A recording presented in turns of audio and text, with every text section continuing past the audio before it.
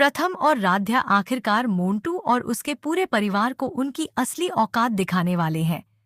आने वाले एपिसोड में कहानी एक बेहद रोमांचक मोड़ लेने वाली है, जहां हर पल दर्शकों को हैरान कर देगा। शुरुआत होती है दादी की बिगड़ती हुई तबीयत से। दादी की हालत अचानक इतनी खराब हो जाती है कि पूरे घर में अफरा तफरी मच जाती है। इस मुश्किल समय में राध्या सभी से हाथ जोड़कर विनती करती है कि उन्हें कुछ समय के लिए इसी घर में रहने दिया जाए, ताकि वह दादी की देखभाल कर सके।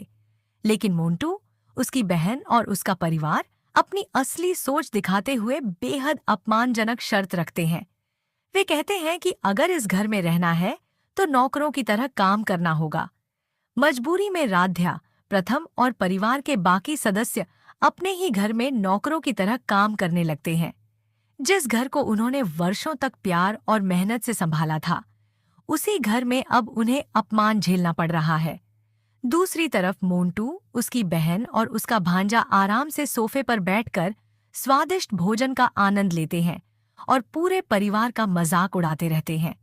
उन्हें पूरा भरोसा होता है कि अब इस घर और सारी संपत्ति पर उनका हमेशा के लिए कब्जा हो चुका है और कोई भी उनका कुछ नहीं बिगाड़ सकता।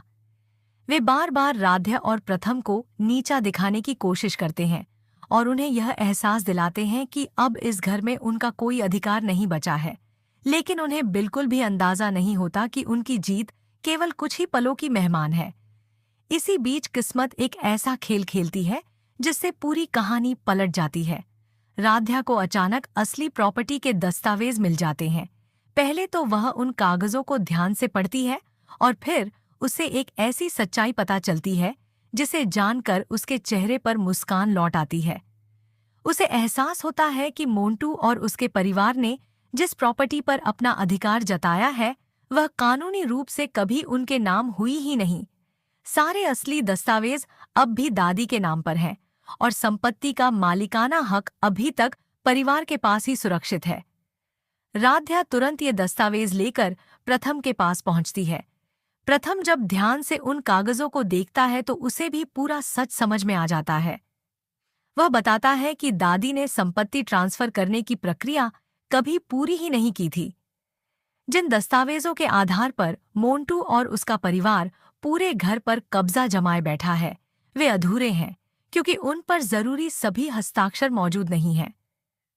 दादी ने केवल एक स्थान पर हस्ताक्षर किए थे, जबकि कानूनी प्रक्रिया पूरी करने के लिए दूसरे आवश्यक हस्ताक्षर कभी किए ही नहीं गए।